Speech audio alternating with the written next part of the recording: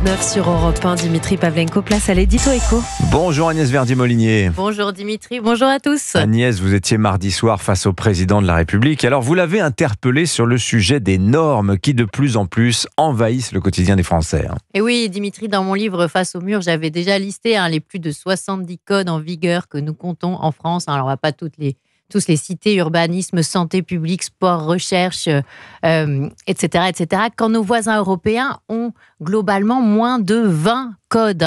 Cela représente 32 000 pages, un record, alors que nul n'est censé ignorer la loi. Nous avons dans ces codes 45 millions de mots, alors que nous en avions 23 millions en 2002. En 20 ans, donc, Dimitri, le volume normatif a doublé et la complexité n'a fait que s'aggraver, alors que tous nos gouvernements ont annoncé des plans de simplification. Alors, vous avez notamment fait, Agnès, avec l'IFRAP, l'institut que vous dirigez, un focus sur l'évolution des codes depuis pas longtemps, depuis 2017, depuis les débuts d'Emmanuel Macron. Oui, c'est ça, Dimitri. En faisant un focus sur l'augmentation normative depuis 2017, on ne peut être que choqué par les chiffres. Sur l'ensemble des codes, nous sommes passés de 40 millions de mots à 47 millions de mots. C'est une augmentation de plus de 17%. Et sur certains codes, l'inflation est encore plus folle, Dimitri. Depuis 2017, le code de la santé a vu son nombre de mots augmenter de 33%, le code de l'environnement de 32%, le code du travail de 19%, le code général des impôts de 15%. Et ce, malgré les lois de simplification sur lesquelles on ne va pas revenir, pacte, etc. La production bureaucratique est bien plus puissante que toutes ces lois dites de simplification.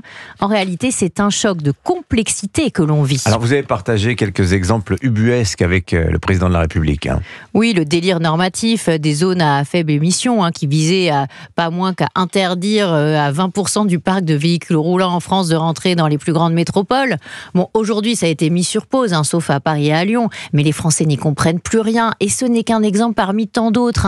En mars dernier, un arrêté de 42 pages a été publié au journal officiel pour réglementer quoi ? Les panonceaux d'affichage, d'hébergement touristique, d'hôtels, de camping, de gîtes, qui réglementent même la fixation sur Pico, qui doit garantir qu'aucune fixation ne soit visible en face avant. Enfin, on est dans le délire. Il est plus que temps de prendre conscience du fait que la France est devenue un enfer administratif et de faire marche arrière sur ces normes à la fois inutiles et coûteuses. Ouais, ces panneaux d'hôtels et camping, on en avait parlé avec Emmanuel Ducrot lors d'une de ses chroniques le matin, et c'est vrai que c'était absolument éloquent.